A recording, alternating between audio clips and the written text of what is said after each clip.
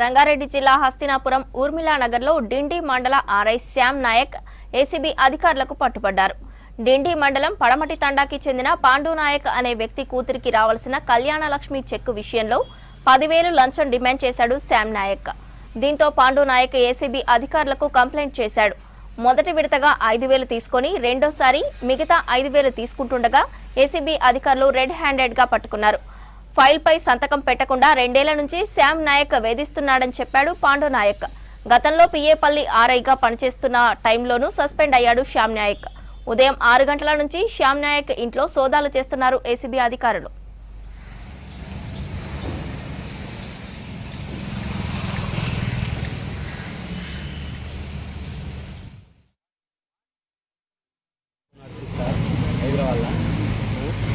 మా పాపకు పెళ్ళి 3 సంవత్సరాలు అవుతుంది.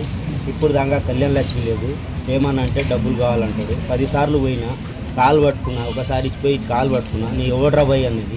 మళ్ళీసారి పోతే ఇదే మాట మాట్లాడి, మళ్ళీ ఇంకోసారి పోతే ఎమ్మెల్యే తోటి ఫోన్ చేపిస్తాడు చేయలేదు. ఇన్ని రోజులు కష్టపడి 3 రోజులకి వెళ్ళి కష్టపడి ఇప్పుడు వచ్చి ఏదో అప్పు సొప్పు తెచ్చి 5,000 ఇచ్చిన. 5,000 ఇస్తే నాకు తెలియదు మా బొమ్మడికి ఇట్లా చేస్తుందని ఆయన అడిగిన 10.